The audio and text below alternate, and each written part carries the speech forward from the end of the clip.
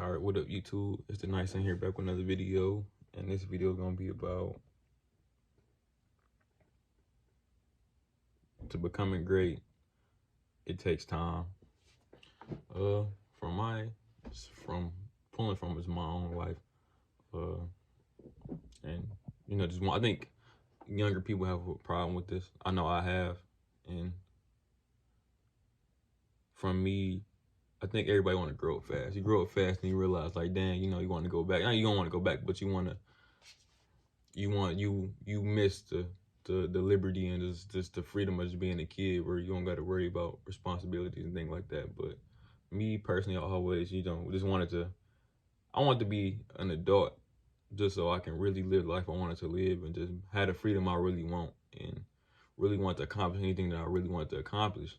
So I always was like, yeah, like I wanted to I was rushing to be grown just so I can have that freedom. And I never really took the time to really understand what that was going to really take for me to do that, And so, and of course, it's the pressure of social media and things like that. That's why I don't really frequent on social media a lot now, is that I'm always, it's not really a controllable thing. It's like, you can't really control it. It's just, especially if you just starting to understand how your mind works and things like that. You just, being on social media, I think, from my experience, you can't help but compare your lives to like other people's lives.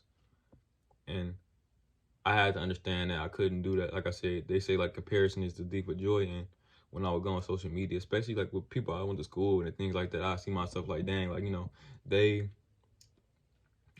they X, Y, and Z, like, they farther. Initially, you will compare yourself to them on a standard of success that's not really realistic to everybody else. Like how people think being successful means, like you said, you have a lot of money. Some people think successful is, driving a certain car, just having women or something like that.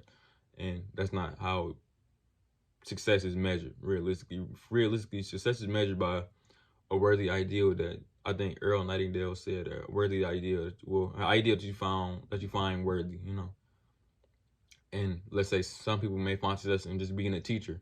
And as long as somebody's happy and they're content with that, then that's their life. And, like I said, you can't really tell nobody, what success is, And some people do that and they're content with it. But of course, just the uninformed people, or just, just the more ignorant people, they think success is, you can find success in material things, But, even myself, I ended up finding out that, material success for me is not really worth nothing, So I think that's what ultimately would just push me in just trying to find what made me peaceful and just, and find my purpose and what I feel like I'm supposed to be doing. And like I said, and that's what I'm working on now. But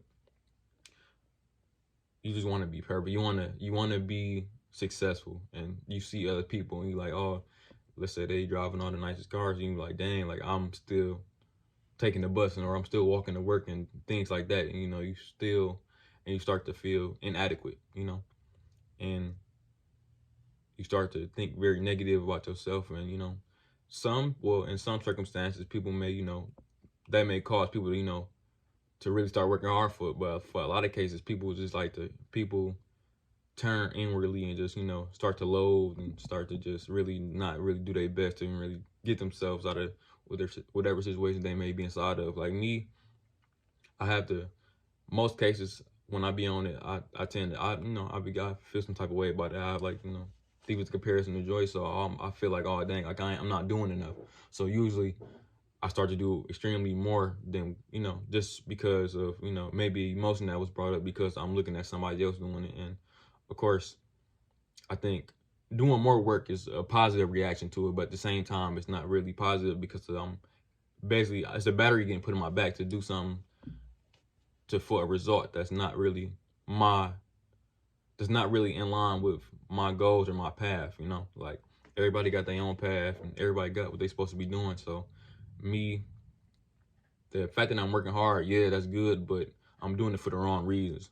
I think J. Cole was speaking about that in Love Yours. It's like, he said the good news is, you came a long way, but the thing about it is you went like the wrong way, and I think that a lot of people need to understand. I think that's something that I'm still getting over for the most part. I got far I got far within it, but I still have a lot more to go with the idea of just being able to understand that, like I said, when it's your time, it's your time. Like I said, it caused me to really accept a lot of negative things that would happen to me. And of course, negative things are not really negative. Like just the idea concept. Like I said, a lot of negative things is really just getting you ready for what you really need to be understanding. That's one thing I had to accept. Because when my car went out, like I said, it was slowing me down for me to understand and really start to pick up on what I was doing, especially what I was doing wrong. So after my car got messed up, I had to, realign my life and really figure out what I was doing wrong and get it in order, and I'm honestly grateful for that, because if I didn't, where I could have been now is, like I said, in a messed up situation, and, with no car still. So, I think that I'm grateful for my car going out earlier so I can pick up that lesson and, try to internalize it before I move on to this next stage where I need to be. But yeah, becoming great or just doing something great with your life, it takes time and you cannot rush it. You can't ever really, it's not a speed, and you can't can't just be on autopilot. Like, you have to be present every second and really have to go through all emotions with, becoming great. You have to take the failures, to the losses, and it's not a good feeling. It's just not one, like I said, I think after a while, of course, no matter how optimistic you can be, I think at times people may, start to feel down because, they may not be getting results that they like. And I think from my experience, I know I have, I'm a very optimistic person. That's natural, but at times I'm not, and not even at times. It's even after that, like people wheels get broken a little bit, like a little crack in like their wheel, but I always find a way to, bounce back. But, people always, questioning and having doubt is not something that's, built overnight. It takes time, and you have to really understand and believe in yourself and your abilities. But it just takes time as well. I know that's something I had to deal with. So yeah, and becoming great is just like, it's not an overnight process as well. You have to take your time every day, be present every day. You have to go through the hardships every day, and there's really no shortcut to it. So yeah, so I like the way I deal with it now is you just really have to buckle down. You can't really complain. I don't complain because realistically, complaining don't make it no easier, and it's also just filling up your negative self-talk. So that's why I really don't like to complain, is that I already have I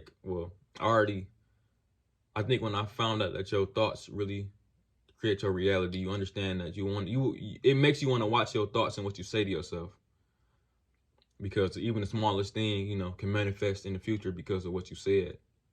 And, that's a scary thought. So it's always good to be mindful of what you think. So that's what I do, on the daily. So yeah, just being mindful, just not complaining, and just putting your head down and working. I mean, at the end of the day, either you're gonna do it or not. So, like I said, I'd rather do it than not. So yeah, yeah. If you like the video, like, comment, subscribe, and I'll talk to y'all later. Thank you.